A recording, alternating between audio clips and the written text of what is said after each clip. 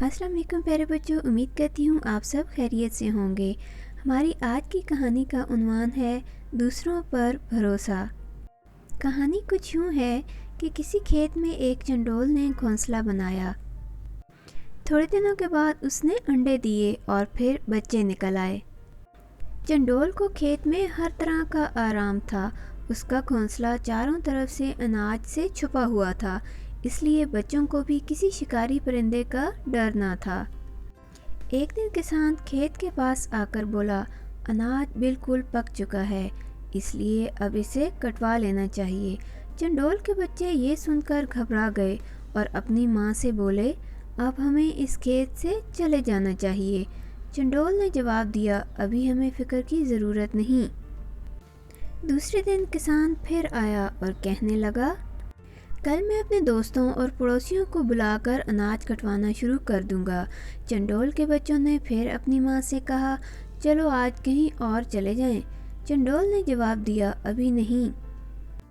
تیسرے دن کسان آ کر بولا، دوستوں میں سے کسی کو فرصت نہیں ہے، کل میں اپنے بیٹوں کے ساتھ کٹائی شروع کر دوں گا۔ چنڈول کے بچے یہ سن کر چلنے کو بالکل تیار ہو گئے، مگر ان کی ماں نے کہا، گھبراؤ نہیں، ابھی کھیت ہرگز نہیں کٹ سکتا۔ اگلے روز کسان نے آ کر کہا، اب زیادہ دیر ٹھیک نہیں، کل میں خود ہی کھیت کاٹنا شروع کر دوں گا۔ چنڈول کے بچوں نے یہ سن کر کہا، اب ہمیں یہ کھیت ضرور چھوڑ دینا چاہیے۔ چنڈول نے جواب دیا، بے شک، اب ہمیں یہاں سے ضرور چل دینا چاہیے، کل کھیت میں ضرور کٹائی شروع ہو جائے گی۔ بچوں نے پوچھا، ماں، اب تمہیں کیسے معلوم ہو گیا کہ کل کھیت واقعی کٹ جائے گا؟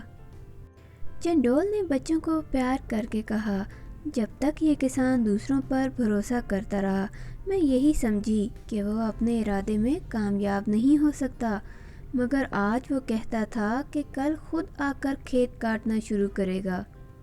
میرے پیارے بچوں، جب کوئی اپنے اوپر بھروسہ کر کے کسی کام کا ارادہ کرتا ہے تو وہ ضرور پورا کر لیتا ہے، اس لیے اب کھیت سے فوراً چل نکلو۔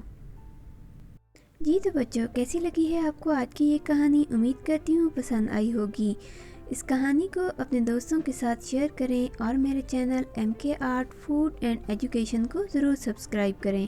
تو پھر ملتے ہیں انشاءاللہ تعالیٰ ایک نئی ویڈیو میں ایک نئی کہانی کے ساتھ۔ تب تک کے لیے اللہ حافظ۔